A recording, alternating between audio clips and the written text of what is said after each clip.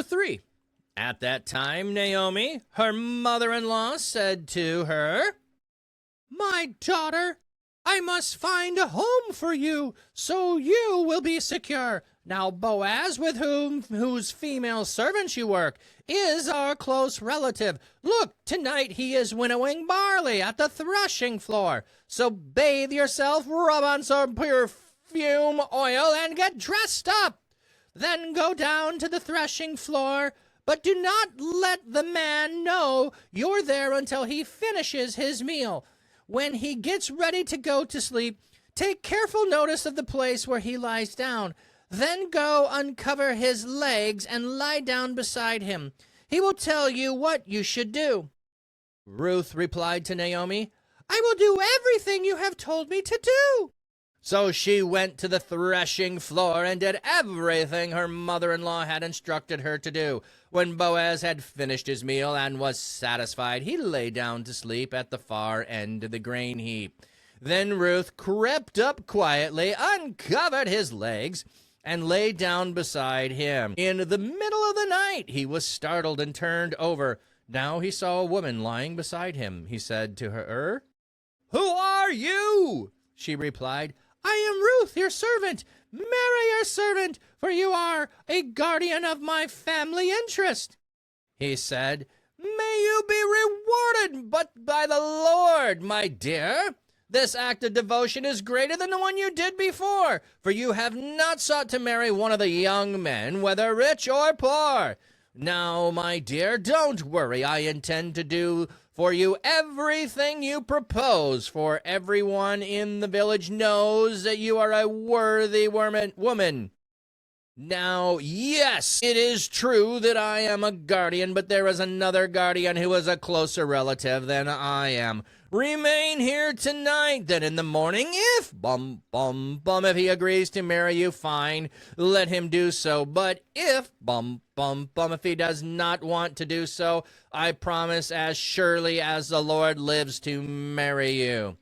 Sleep here until morning." So she slept beside him until morning. She woke up while it was still dark. Boaz thought, "No one must know that the woman visited the threshing floor." He then said to her, "Hold out your shawl you were wearing and grip it tightly." As she held it tightly, he measured about 60 pounds of barley into the shawl and put it on her shoulders. Then he went into town, and she returned to her mother-in-law. When Ruth returned to her mother-in-law, Naomi asked, "How did things turn out for you, my daughter?" Ruth told her about all the man had done for her. She said, "He gave me these 60 pounds of barley, for he said, 'Do not go to your mother-in-law empty-handed.'"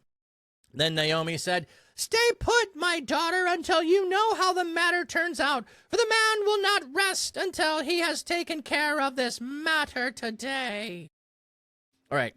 This is one of those stories where context helps us, but we don't really understand the context of this passage. So, McGee and Me. It reminds you of McGee and Me. I haven't heard that name in a long time. Yeah, lying beside him. I guess you're used to seeing it at his feet. Yeah. So we'll get into that a second. So she says, mother-in-law says, "Hey, you got a guy that's taken notice of you. He's a kinsman redeemer. I told you there was no chance of me helping you to have a husband. There is now a chance. I see it. So I'm going to give you instructions on what you need to do." Why should she listen to her mother-in-law? Because her mother-in-law understands the culture. Her mother-in-law understands the culture, and she's going to give her instructions on what to do and how Boaz should reply and respond if she does everything right. So go. He's going to work hard. He's going to eat a meal. He's going to lay down to rest. Okay? So you're going to give him no opportunity to rebuff you before, you get a chance to tell him your side of it. So you're going to wait till he's asleep. You get all dressed up. Like, okay, if you're waiting till he's asleep, why are you bothering to get all dressed up and all perfumed up? But anyway, you're going to be able to see in some. You want to be on your very best. So he goes, he makes his meal, he lies down, then go uncover his legs. The noun margolat as the place of the feet. The words refer to the legs, the region of the legs. For the region of the legs or the lower body is preferred translation because foot is sometimes used as a euphemism for genitals. Some feel Ruth uncovered Boaz's genitals for a critique of this. While Ruth and Boaz did not actually have sexual encounter at the threshing floor, there is no doubt that Ruth's actions are symbolic and constitute a marriage proposal. So that's why some are trying to go away from feet, because feet is a euphemism for genitals. Also, so is the thigh. Okay, so they stayed away from thigh. They're trying to say this is a gesture of marriage proposal. I am uncovering, and I am wishing to be uncovered, and for you to cover over me. So we have all of that. I don't think we need to go any deeper. We don't have him taking advantage of her. He is going to go forward with a marriage, and he says, "Hey, BT Dubs, I'm not the closest one. There's another option. There's another option."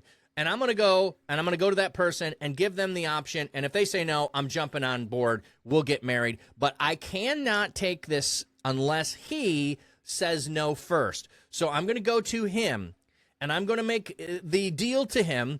I'm going to make him an offer he will refuse. I'm going to make an offer he will refuse. He doesn't say it that way. He's like, I'm going to settle the matter today. It will be settled today. You will have a husband today. That's my guarantee to you. And now don't go to your mother-in-law empty-handed. So remember, she had 30 pounds.